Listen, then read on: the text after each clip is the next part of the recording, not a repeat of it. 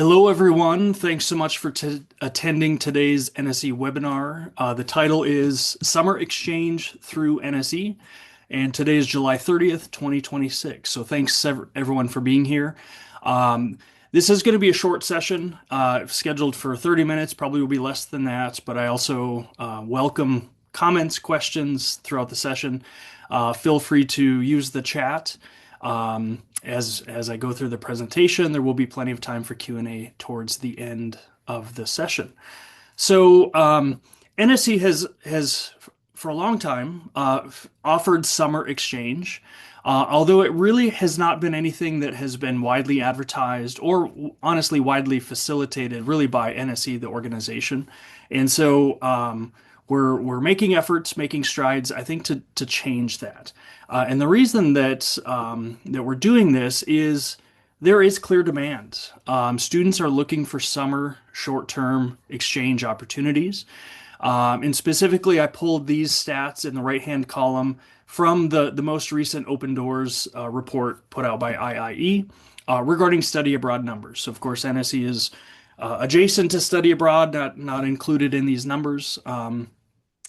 But for the academic year 23-24, which is the last year they have on record, 2.2% studied abroad for the full academic year, which is honestly our biggest percentage, at least in that year. 52% of NSE students studied abroad for a full year. 35% of students study abroad for a semester or a quarter versus our number, which is about 47.4. But then where things really start to diverge are regarding summer exchange.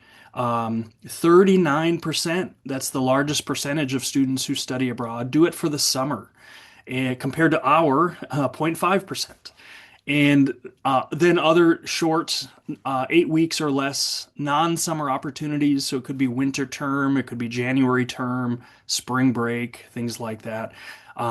Study abroad numbers are quite high, 22.8% versus us. We don't have that option. So NSE, I think, really is striving to increase the number of summer exchange opportunities, campuses that are available for exchange, and then really start to ramp up promotion of it for students.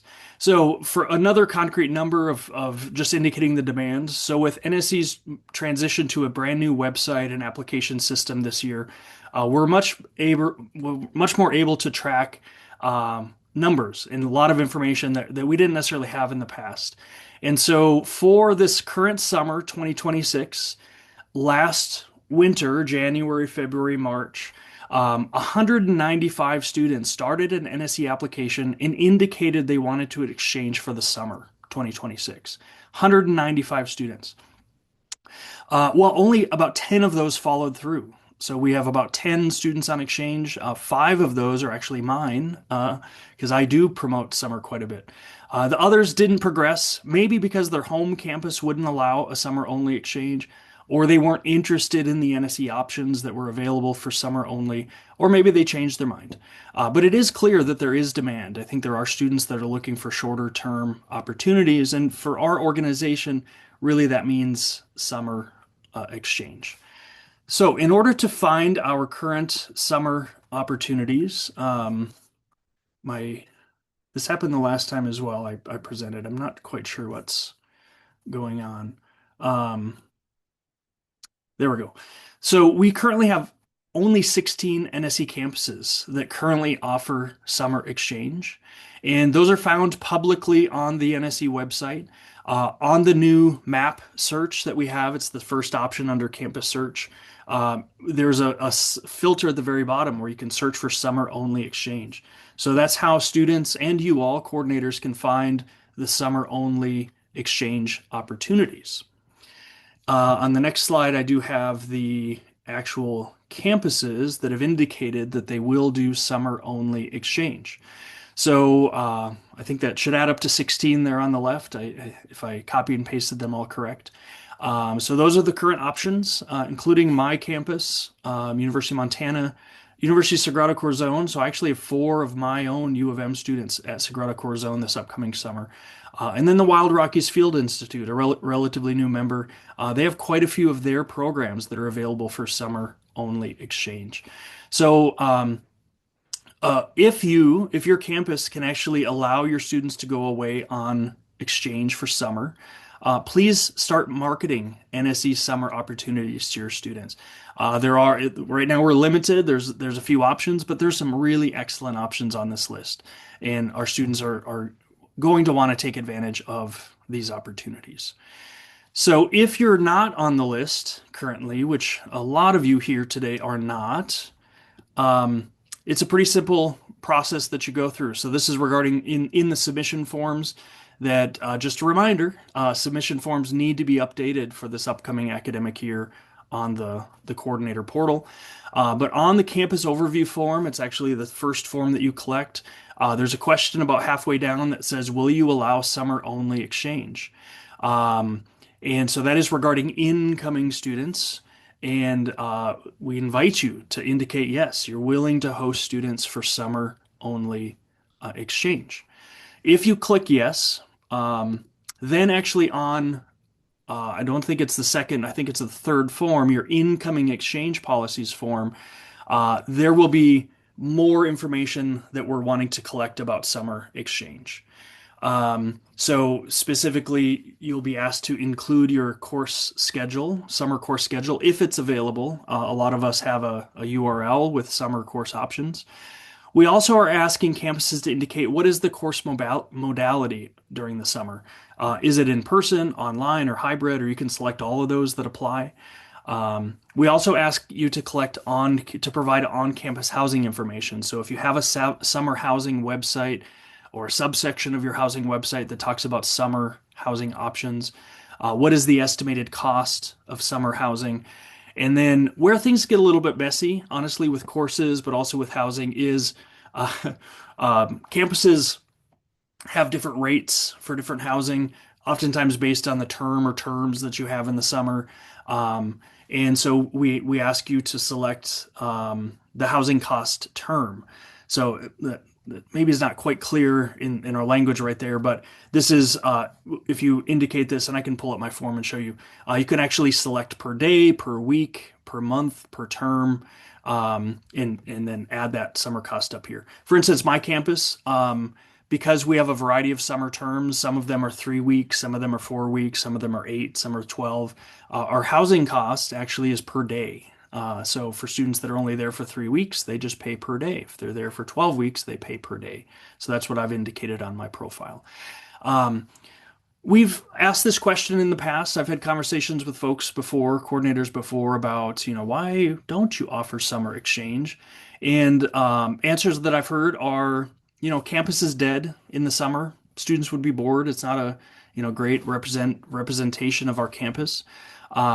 And that may be true. My campus is much, much quieter in the summer than, of course, during the academic year.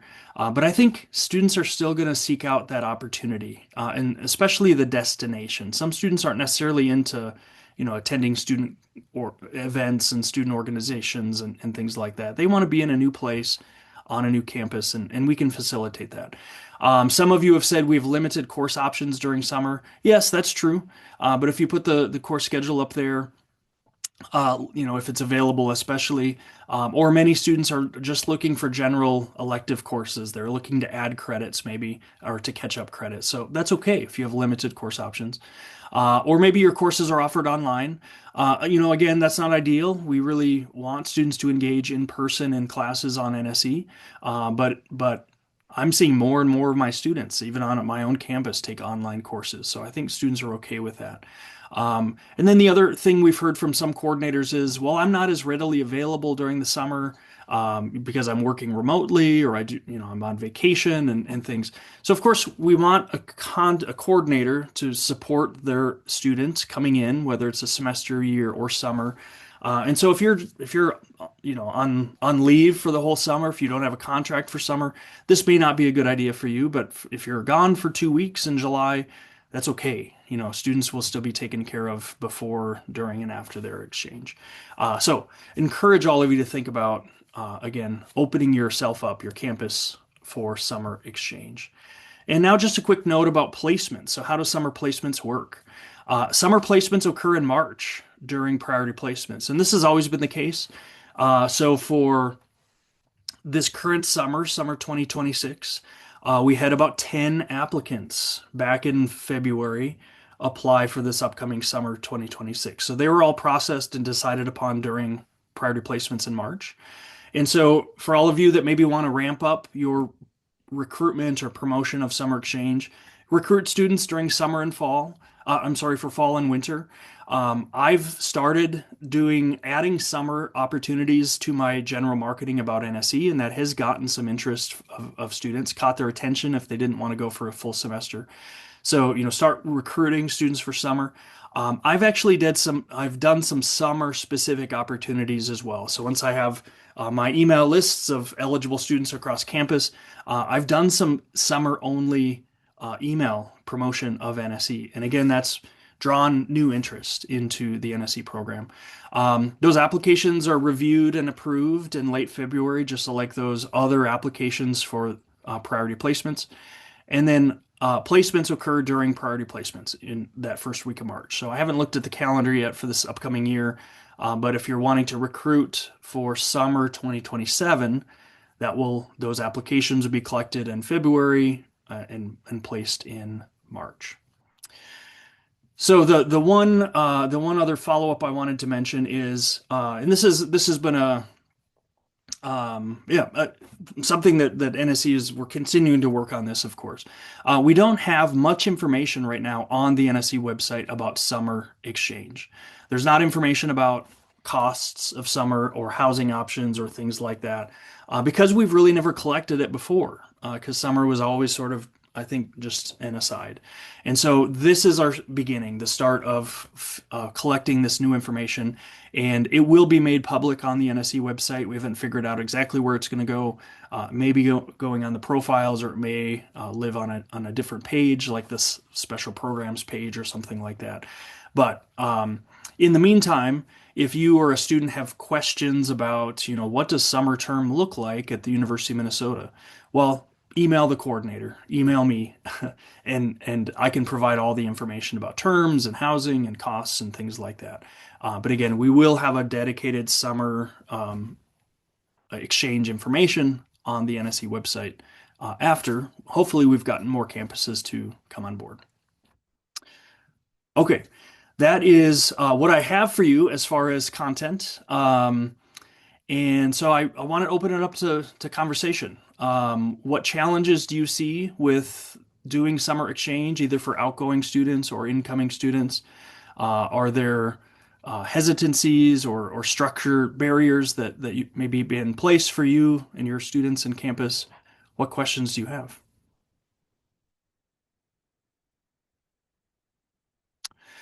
The other question that I remember people asking is, can I send students out on summer exchange if I cannot bring in students? Yes, you can. Even if you cannot offer summer exchange for incoming students, maybe because you don't have classes or whatever the reason is, you can still recruit and send outgoing students on exchange. Now, of course, the expectation is that they're supported. They should be registered at their home institution.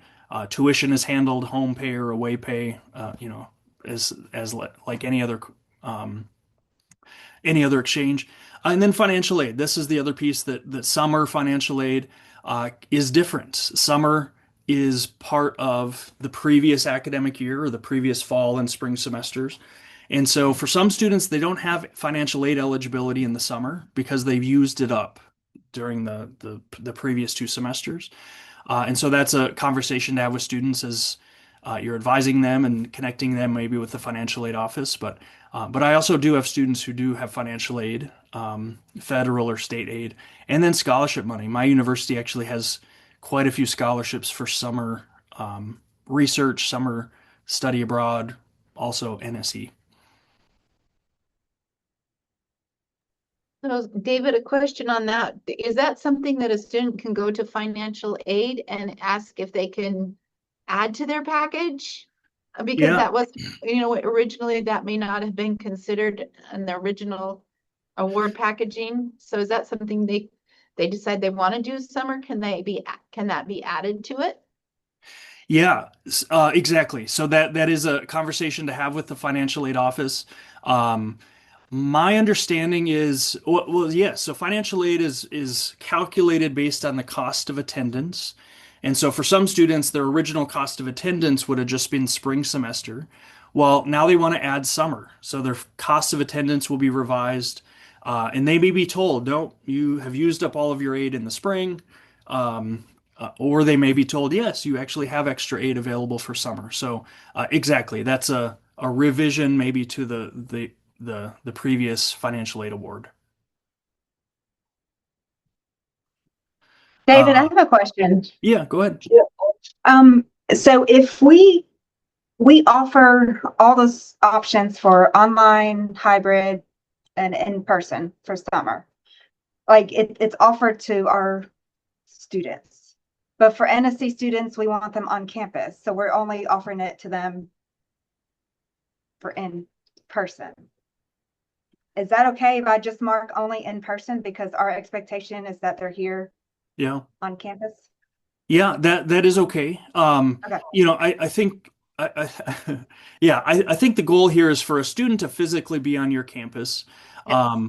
But Like we um, offer those options, but we don't want NSC to do, we want them on campus. yep, yep. Does So that make yes, you sense? could indicate, just our in-person courses are going to be available to NSE Okay. students. Yep. Eileen posted in the chat, what are some of the common issues you see with summer? We're looking at potentially opening for summer exchanges. So yes, I've sent quite a few students for summer outbound. This year I have 5 out on exchange. Um, and I have hosted a couple incoming students for summer only exchange. So I do have experience with both. Um, Honestly, the biggest challenge has kind of been on the front end, figuring out, well, what is the duration of the exchange? So because so many, I don't know how many schools are like mine, where we have summer term 1, which is kind of basically the month of June, and then summer term 2, which is mid-July to mid-August, and there's an 8-week summer term, basically June and July, and then we have a 12-week, like the whole summer. We have so many different options. So helping an incoming student understand the calendar and the different term options that they have. And then similarly with my outgoing students, although my students who went to Sagrada Corazon this summer, it is pretty clear cut. They have a 3-week summer in June, 3-week term in July. Students can do one or both, and they do that as part of registration. So I think figuring out the terms, figuring out the costs related to that as well. So if they're on home pay, of course, they're just paying your tuition per credit, most likely. But on away pay, it's oftentimes also per credit. At least that's been my experience. Summer term students typically pay per credit to that host institution on away pay. So it's a matter of, and that's why we've revised some of the forms this year to start collecting some of that information to hopefully make it a little more clear. How long will you be there? What's the cost? And then what housing options will you have? I haven't had any other challenges. Well, I would say the other challenge is um, it's a new cycle of exchange students to be aware of. I'm very accustomed to working with all of my fall semester exchange students. They receive the same orientation, they receive the same reminders about preparing for their exchange, outbound or incoming, and then same for the spring semester. And some of us at least have a sizable amount of students. Not all of you. Whereas summer, it's um, takes me reminders on my calendar like, oh, I gotta reach out to these summer students because there's fewer of them. The timing is a little bit different. So I'd say that's the other challenge that I've dealt with, but it's totally manageable. But I'll put it out to all of you. Are there other challenges or issues that you could foresee or have experienced for summer exchange?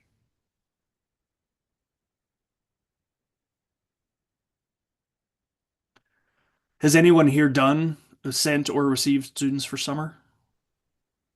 We have, Okay. but very rare. Yep. And I think our issue is sometimes we don't get the amount of what summer housing is going to be until like April is when our approval, sometimes May. And so that's been our challenge to say, well, I know on the website we said this, but it's actually this amount. Oh, the cost of housing. Okay. the cost of housing. Yeah. Sometimes it doesn't get approved till late, and it's, I don't know. Yeah. Okay. Because I like to be transparent. I don't want to, say it's going to be one price and then it ends up being $500 more. I just, Yeah. Definitely understand that. Marla indicated she sent one on Worthy. You don't have undergraduate courses at Western Colorado. So yeah, that of course Western Colorado is not going to be on the summer exchange list because they don't offer courses. So, but being willing and able to send students out for summer is a great service for your students, Marla. Margot, were you going to say something? Yeah, so we have a student on campus right now from PR. And honestly, for it being my first summer at Iowa State, I didn't have any issues with getting her admitted or anything like that to Iowa State. Honestly, my biggest concern for her was just like making friends and enjoying her time in Ames. It's really hard if you don't have a car to get around here in the summer. We Mhm. still have a great transportation. System, but like doing a lot of the things that are popular in this area are outdoor activities. And so, well, I guess maybe one of the issues is that since we just had one student, our NSE incoming fee is only $50. So that meant only $50 for programming for her.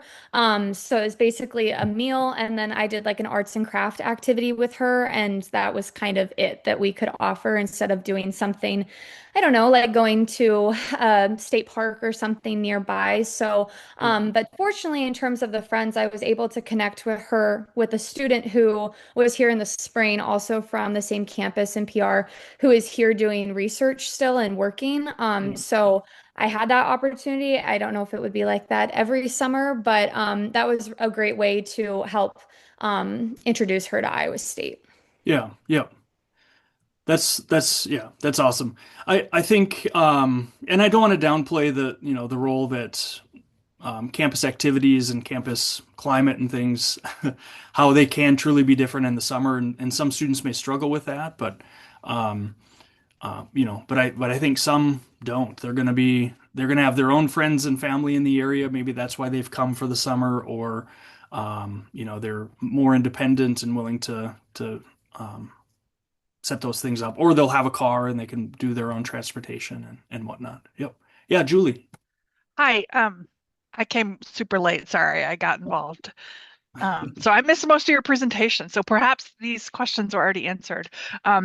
I have opened up summer for my outbound students, and they're interested in it. But the last time I spoke, I think with you, maybe the list was like, I don't know, 15 schools that were summer available. Is that still the case?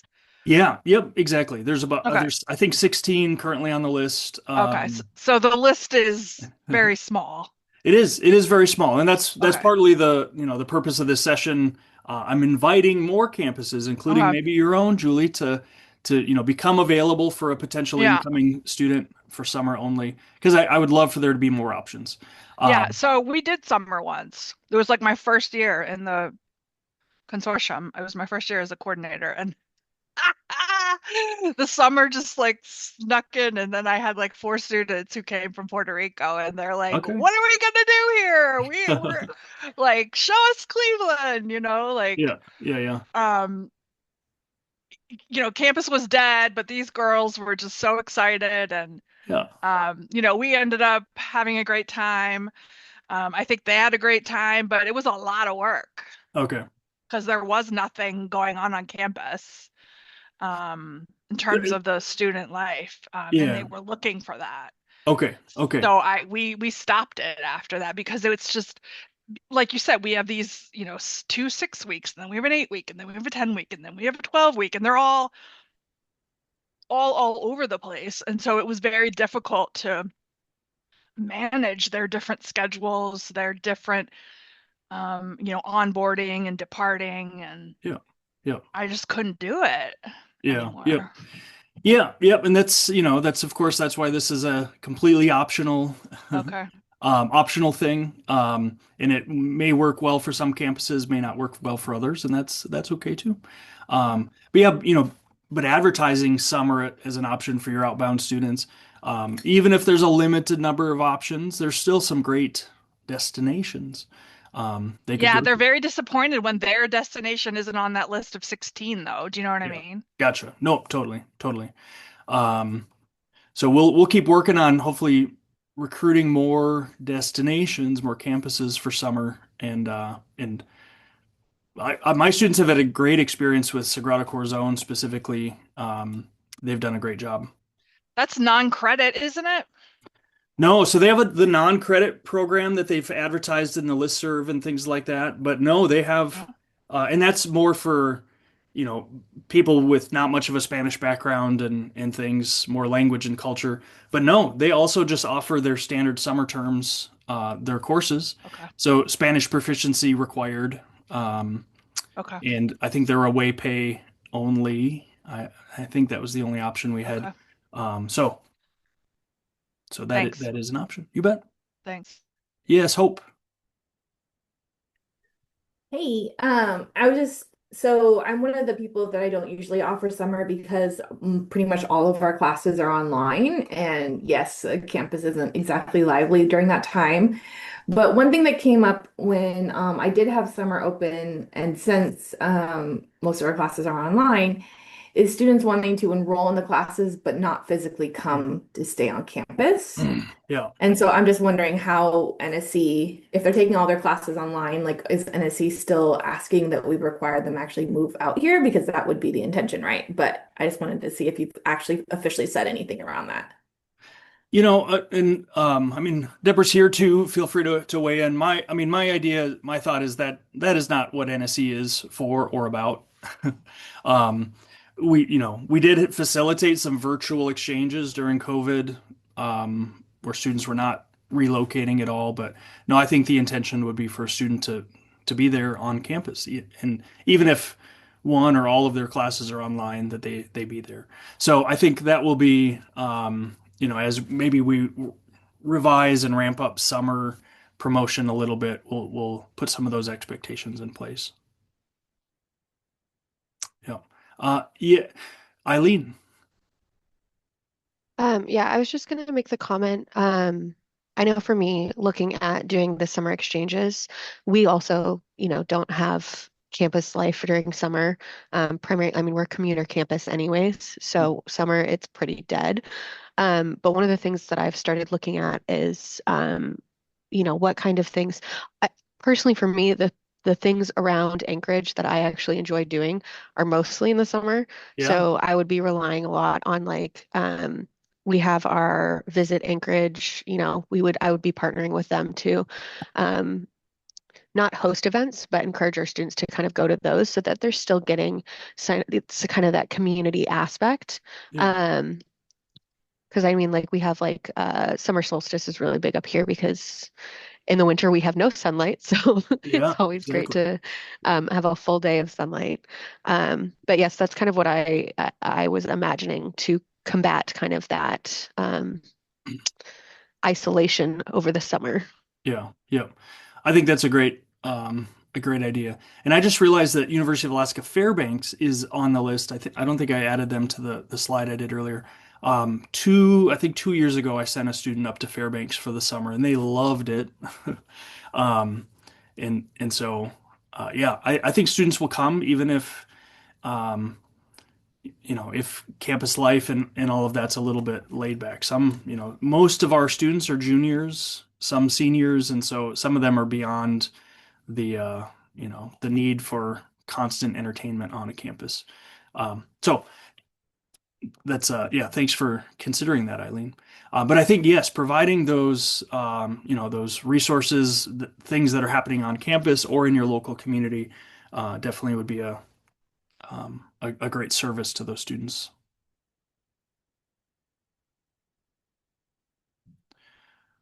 Okay. Well, we are at the end of my allotted time, and so I'm not going anywhere. We can sit and hang out still and talk about summer exchange or any other NSE related matters or non-NSE related matters on your mind. Happy to keep chatting. But yes, thank you all for being here. I will share this recording, and I think I will continue to try to recruit a few more campuses, or many more campuses and destinations available for summer only exchange. So stay tuned for that.